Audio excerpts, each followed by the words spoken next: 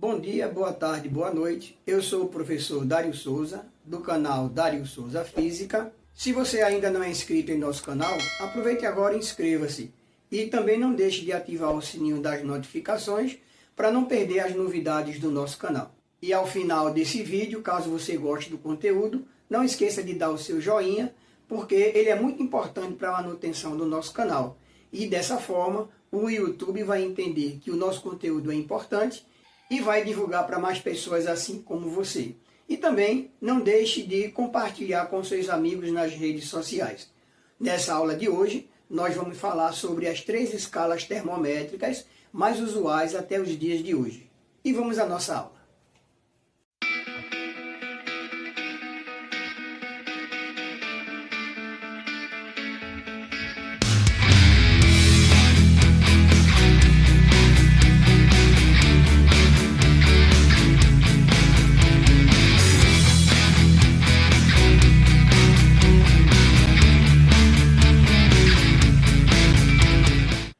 Nas aulas anteriores, nós vimos um pouco da história sobre as escalas termométricas e sua importância no dia a dia até os dias atuais.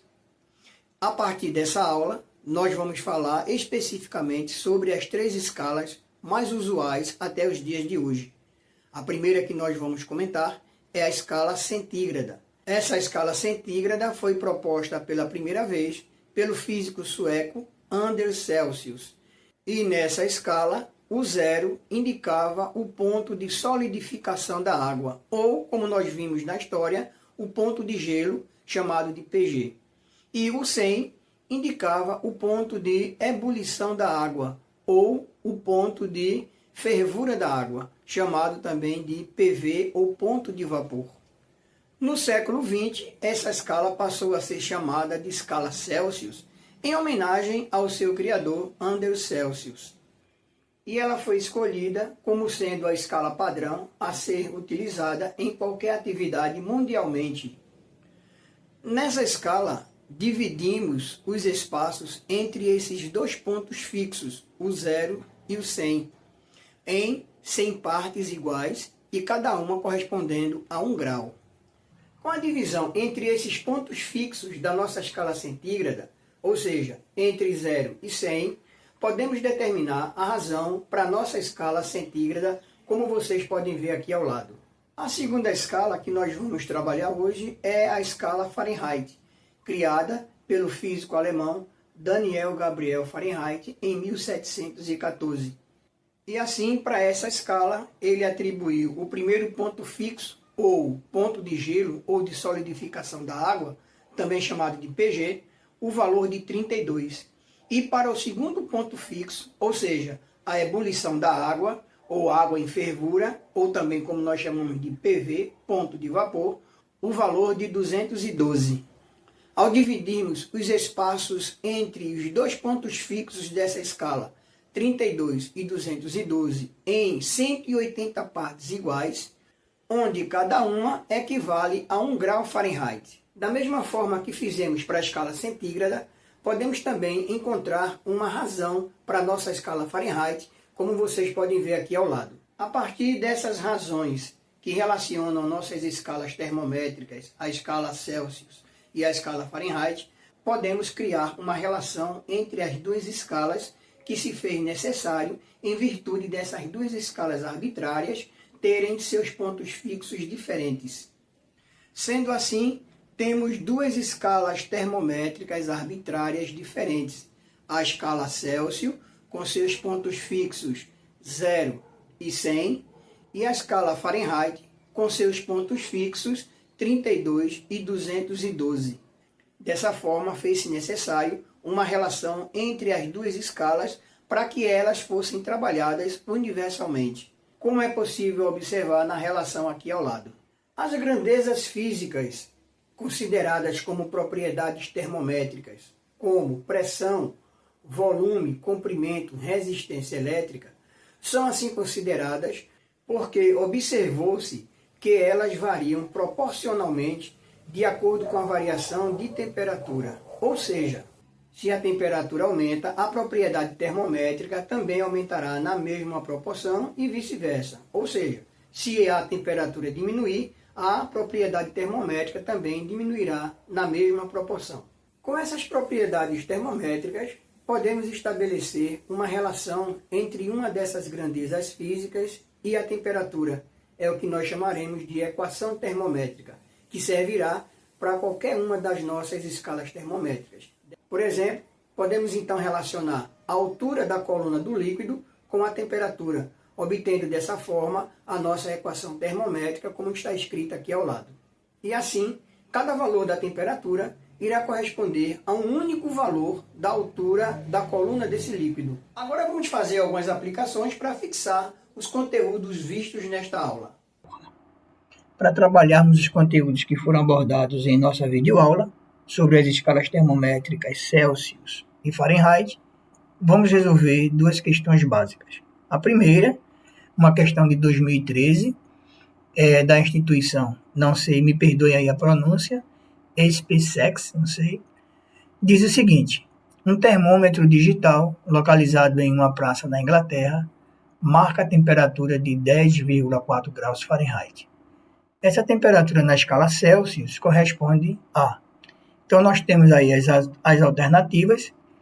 Letra A, menos 5 graus centígrados, menos 10 graus centígrados, letra C, menos 12 graus centígrados, letra D, menos 27 graus centígrados e letra E, menos 39 graus centígrados.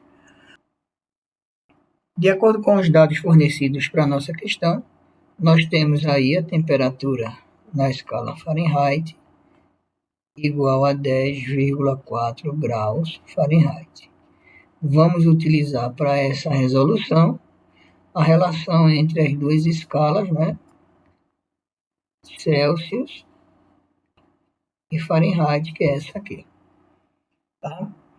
Então, substituindo os valores, nós temos θc sobre 5 é igual a 10,4 menos 32 sobre 9. Então, temos que θc é igual a 5, que multiplica 10,4 menos 32 sobre 9. Fazendo aí a propriedade distributiva, nós temos o seguinte: θc é igual a 5 vezes 10,4, 52, menos 5 vezes 32, 160 sobre 9. Então, teremos θc é igual a 52 menos 160, menos 108 sobre 9. Então, nossa temperatura na escala Celsius é igual a menos 108 dividido por 9, menos 12 graus Celsius.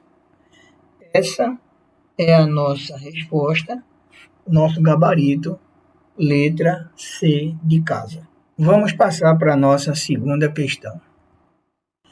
A segunda questão, a questão do ITA, ele diz o seguinte: o verão de 1994 foi particularmente quente nos Estados Unidos da América. A diferença entre a máxima temperatura do verão e a mínima no inverno anterior foi de 60 graus centígrados. Qual o valor dessa diferença na escala Fahrenheit? Então, nós temos aí a mesma expressão que nós vamos utilizar, a relação entre as escalas Celsius e Fahrenheit. Temos aqui as alternativas: letra A, 33 graus Fahrenheit, letra B, 60, letra C, 92, letra D, 108 graus Fahrenheit e letra E, 140 graus Fahrenheit. Como nós vamos utilizar a mesma expressão e vendo, né, o que ele nos forneceu para resolver essa questão, ele nos diz aí que a temperatura nessa escala Celsius corresponde, né, essa diferença, né, a 60 graus Fahrenheit. Tá? Como nós vamos utilizar a mesma expressão, θc sobre 5 igual a θf menos 32 sobre 9, temos o seguinte, né? Substituindo aí o valor de nossa temperatura na escala Celsius, 60 sobre 5 é igual a θF menos 32 sobre 9. 60 dividido para 5, nós temos 12 igual a θF menos 32 sobre 9. Vamos passar esse 9 multiplicando 12, então teremos 12 vezes 9 é igual a θF menos 32. 12 vezes 9, nós temos 108, é igual a θF menos 32. Passando o nosso 32 negativo para o primeiro membro, então teremos 108 mais 32 é igual a θF. Isso implica dizer que nossa temperatura na escala Fahrenheit, 108 mais 32, 140 graus Fahrenheit. Então, essa é a nossa temperatura na escala Fahrenheit correspondente a 60 graus Celsius. Alternativa, o gabarito de nossa questão, letra E. Se você gostou do conteúdo dessa aula, não esqueça de deixar o seu joinha, que é muito importante para a manutenção do nosso canal. Também não esqueça de compartilhar com seus amigos nas redes sociais e faça seus comentários aqui embaixo, caso você tenha alguma dúvida. Se ainda você não é inscrito, aproveite agora e inscreva-se para não perder nenhuma novidade do nosso canal. Ficamos por aqui, até a próxima e um grande abraço.